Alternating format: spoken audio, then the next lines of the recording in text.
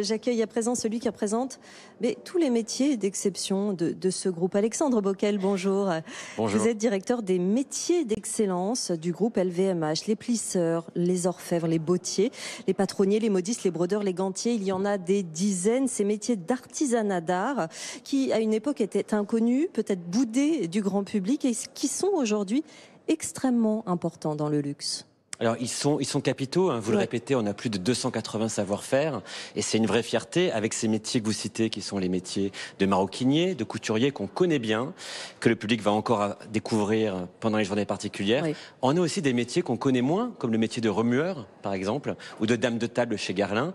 Donc c'est vrai que ces journées particulières, c'est l'occasion de mettre en avant ce patrimoine qui est une vraie fierté. C'est un patrimoine qui est bien vivant, qui est animé par des passionnés et ça c'est vraiment la chance que l'on a pendant ces journées de pouvoir parler aussi avec ceux qui font les choses dans nos maisons. Et c'est aussi une responsabilité, c'est que ce patrimoine, il est indispensable au succès de nos maisons. Et ce patrimoine, il est aussi quelquefois en tension, c'est-à-dire qu'il faut trouver, il faut créer des vocations pour que les talents viennent dans nos maisons et viennent perpétuer les savoir-faire. Ça représente combien de salariés dans un groupe comme celui-là ? C'est extrêmement important, hein. On a déterminé qu'on était à plus de 100 000 personnes qui sont sur les métiers de savoir-faire. Donc c'est plus de la majorité des personnes du groupe. C'est de l'art et en même temps de l'artisanat.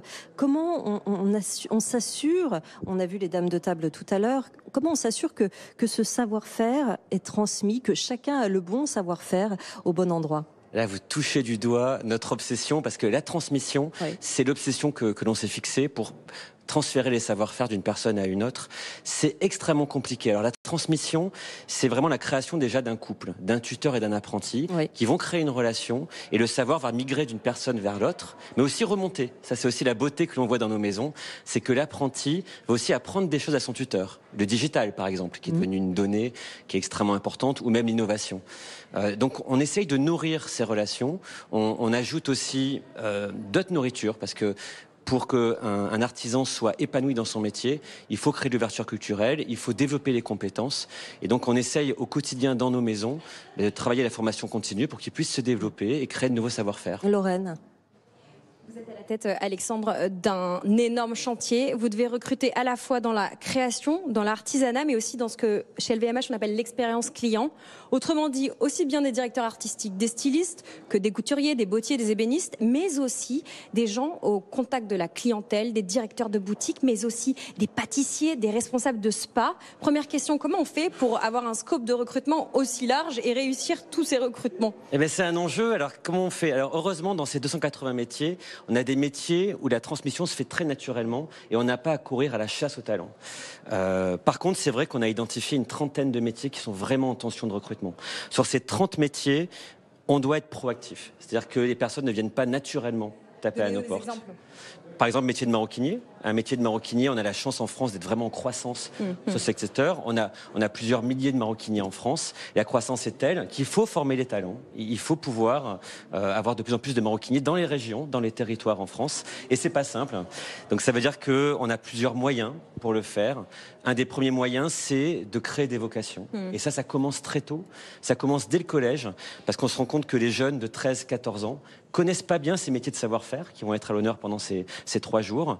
Et que quand ils ont connaissance de ces métiers, eh bien en fait, il y a une vocation, il y a un déclic qui se fait. Et naturellement, on commence à avoir une filière de talents qui est en train de se créer. Et puis après, il faut être sur la suite de cette filière. Il faut travailler sur les formations et sur l'employabilité pour ces personnes.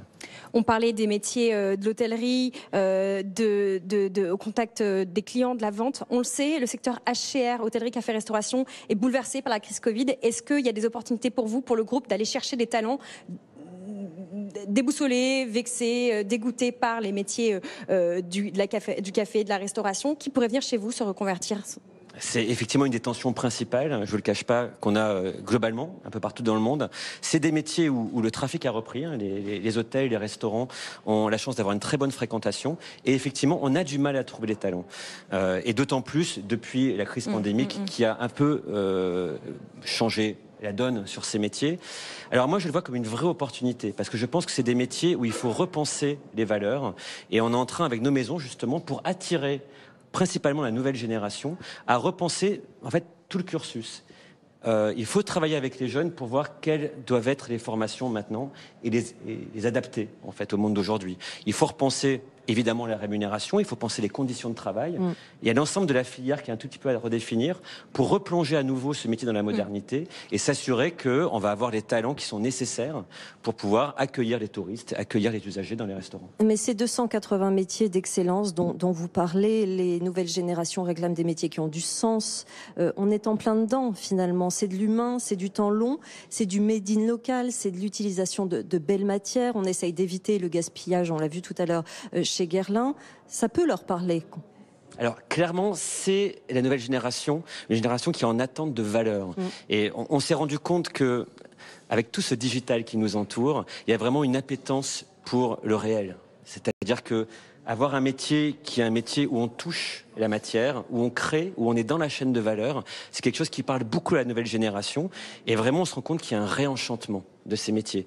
Après des dizaines d'années où on a vu ces métiers comme étant peu valorisants, on se rend compte qu'au contraire, ils attirent et que les personnes, aussi bien jeunes que les personnes en reconversion, viennent nous voir. Nous, on a créé un institut de formation qui s'appelle l'Institut des métiers d'excellence. On va faire la rentrée de la nouvelle promotion en octobre avec un chiffre record. On a grandi de 50% en un an.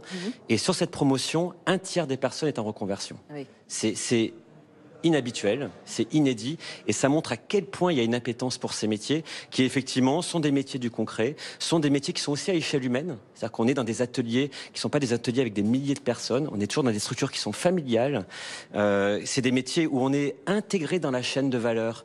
Donc dans la prise de conscience environnementale, on se rend compte que on voit cette chaîne de valeur, on crée des produits qui sont des produits durables et de haute qualité, donc qui respectent aussi l'environnement. Et on se rend compte aussi que c'est des projets qui sont compatibles avec le respect de l'environnement.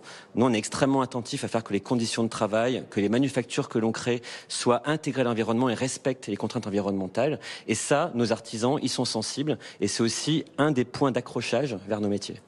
Allez, cas pratique. Vous êtes habillé 100% en LVMH. Pitchez-nous la veste que vous portez, dites-nous d'où elle vient, quels métiers ont été sollicités pour la fabriquer. Vous avez un très bon œil. Alors, la veste que je porte, c'est une veste de la maison Loro Piana. C'est une maison italienne qui est principalement sur la mode et la maroquinerie. Et là, vous avez une veste qui est vraiment un très haut savoir-faire.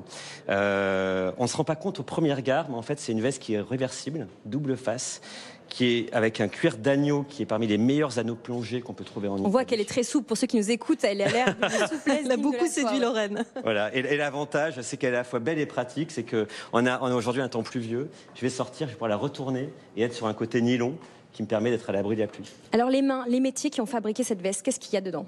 Qu'est-ce qu'il y a comme métier ? Alors là, on a plusieurs métiers. On a toute une filière. On va avoir les métiers de la tannerie qui sont là, puisque pour faire ce cuir d'agneau plongé, il faut qu'on ait des tanneurs et des coloristes qui viennent travailler le cuir. Une fois que ce cuir est fait, une fois que les peaux sont prêtes, elles viennent dans l'atelier de confection et on aura eu un créatif qui est à l'origine de l'idée de la veste, puis un modéliste qui va accompagner le créatif dans la construction de cette veste, puis une couturière qui va être finalement la main qui va réaliser la veste. Les endroits, elle est made où cette veste ? Si on fait la somme de tous les métiers que vous avez listés, où travaillent ces gens ? Elle est 100% made in Italie. Et là, on est plutôt dans la région nord de l'Italie. On est en Lombardie, en fait.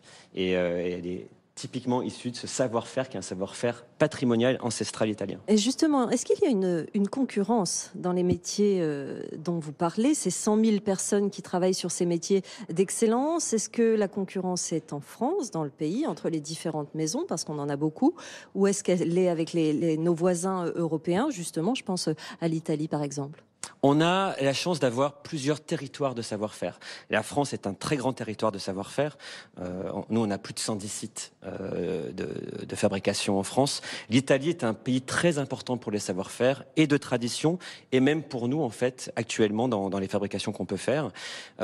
Pour moi, il y a une concurrence qui est saine, c'est-à-dire que chacun a son savoir-faire. On a des spécificités françaises, on a aussi des spécificités italiennes.